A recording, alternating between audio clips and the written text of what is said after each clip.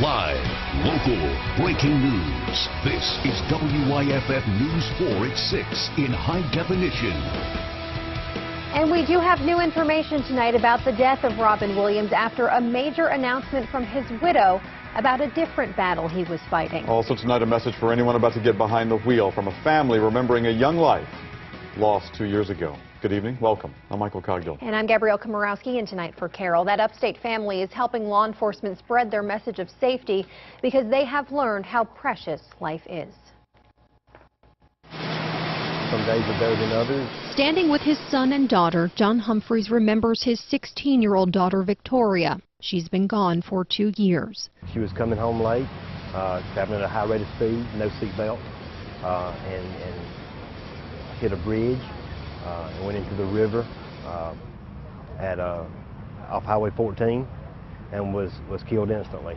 The Humphreys have turned their grief into action. Although Victoria's accident was not alcohol-related, the Humphreys family came out to support the South Carolina Department of Public Safety's annual Sober or Slammer campaign. For my family, it's more like therapy to actually do something than to not. The Sober or Slammer campaign asks people to think of the consequences before drinking and driving. An average cab ride costs $20. But the average cost of arrest conviction of DUI, up to $10,000. Law enforcement will increase public safety checkpoints and patrols over the next few weeks. The hope is that their presence and Victoria's story will remind you to consider who else is on the road when you get behind the wheel. They know what the rules are. They just need to make the decision to follow those because their life could depend on it. And the aftermath for their family is pretty devastating. And if you see a drunk driver, you can report it simply by calling Star HP. Now, the Humphreys family created a teen driving school in Victoria's memory. It is called Guard Your Life Challenge. It's held at the BMW Performance Center, and it teaches teenagers to drive safely. The next Guard Your Life Challenge is September 7th. And with so many children going back to school next week, law enforcement wants to remind all of us that officers will be out there aggressively patrolling the school zones. The South Carolina Highway Patrol says troopers will randomly follow the buses in unmarked cars, making sure people do follow the law. Troopers say people do become forgetful over the summer and often tend to speed through those school zones. They don't think those young people are going to be there, and what ends up happening when school starts back, they immediately forget that those kids are there. They come through there. Guess who else is there at that point? Us. And we're there waiting for them. Now, the Greenville County Sheriff's Office tells us last school year they issued 342 citations for speeding in school zones. That's just in Greenville County. And by the way, we posted all the school start dates right there online on WYFF4.com. For the first time that anyone in Greenville County schools can remember, 4 men took home the county's highest teaching awards at the Teacher of the Year Awards. Adam Scheich of Malden High won Teacher of the Year. Jake Gambrell of Oakview Elementary got 3rd runner-up.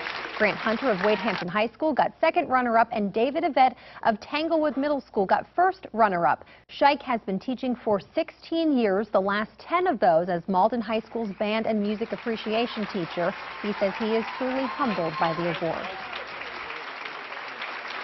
To be in that company and to know that there's enough trust from the committee for me to even be a part of that group is incredibly humbling anyway. And then to be in this position, it's a true wow moment.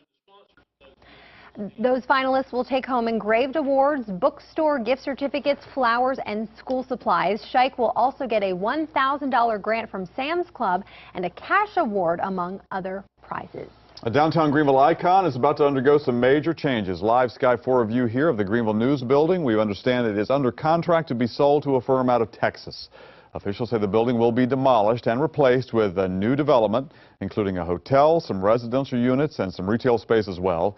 Gannett, who owns the Greenville News, began getting bids last spring for that building, which is on nearly 4 acres of land there in downtown Greenville. Sales price not yet disclosed.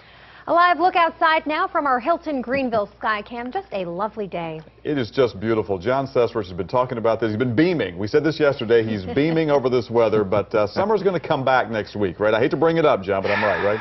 And you brought it up, didn't you, I Michael? did. You I had to apologize. bring it up. Yep, it certainly is. And in fact, I'll talk more in detail about that down the road a little bit later on. But right now, pleasant temperatures, especially in through the mountains, mainly in the 70s, as you can see. A pair of 77 in Hendersonville, also in Asheville. 72 only in Boone, upper 70s in Franklin and in Andrews. Outside of the mountains, it's in the 80s, low to mainly middle 80s. A few spots are in the upper 80s. In fact, few folks in Abbeville, you're still 88 degrees. But humidity levels still fairly low for this time of the year. Remember, we're talking middle of August here. This certainly feels and looks more like the end of September instead of the middle of August. And a light and variable wind across most of the area, so still very comfortable outside, but unfortunately our weather pattern is going to change over the next 24 hours, especially as we head toward the weekend. We'll talk more about that a little bit later on. Now back to you, Michael. John, thanks. We'll see you later. Renewable Water Resources tonight is warning some neighbors in Simpsonville to steer clear of a couple of creeks there that may have been affected by a sewage overflow. REWA says the overflow has stopped and the repair work is underway, but they're warning about water contact just in case the runoff has made it into some of these creeks. Officials advise staying away from Horsepin Creek from Ponderosa Drive down to Gilder Creek and Gilder Creek itself down to the Enoree River. And Upstate County has released a list of its top 12 dirtiest roads, and officials are hoping to get them cleaned up. WIFF News 4's Mandy Gaither is live and local tonight in Anderson County. And Mandy, we're talking about litter. All right, the sign says don't litter, but check out what we found just feet away. Look at all of this trash, and that is why Monitor Drive is deemed one of the dirtiest roads in Anderson County. At 87 years old, J.R. Snyder says keeping his grass cut is hard enough, let alone having to pick up the trash he finds in his yard every single day. It ain't nothing but a trash pile. Snyder's lived in this home for more than 50 years, and now his street is one of 12 deemed dirtiest in Anderson County. You cannot tell we cleaned this road up 4 weeks ago. Solid Waste Director Greg Smith says this road's been cleaned 4 times in the last 5 months, and still there are plastic bottles, cups, even entire bags of trash that someone driving by just threw out. And he says it's costing the county.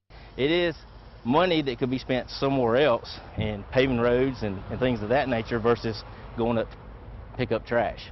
Smith says the county has one crew from the detention center that picks up trash, and when time allows, staff does it as well. But he says they can't keep up.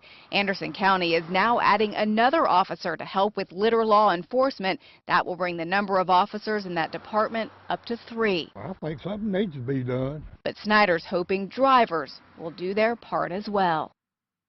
And to see the full list of dirtiest roads here in Anderson County, you can go to our website, WYFF4.com. Mandy Gaither, WYFF News 4, live in Anderson County. It's looking cleaner already. Mandy, thank you for that. Voters in Greer are going to decide in November whether to allow stores to sell beer and wine on Sundays. Voters approved of Sunday sales in restaurants 4 years ago.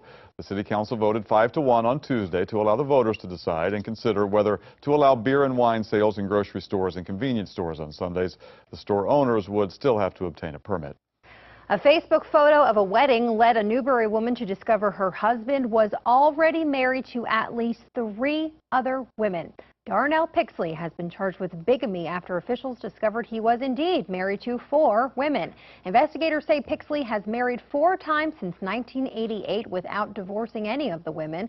Authorities say the 49-year-old had wives in Newberry, Edgefield, Richland, and Sumter counties. Deputies say he could face charges in each county. He is out of jail on bond. Pickens County deputies recovering tonight after a wreck early this morning. Deputies say he crashed around 4:15 this morning on Edinburgh Lane at Red River Road, and you're seeing the result here. The deputy lost control of the vehicle and hit a tree. The car caught fire. That trapped the deputy inside for a while, but emergency responders got in there and got him free.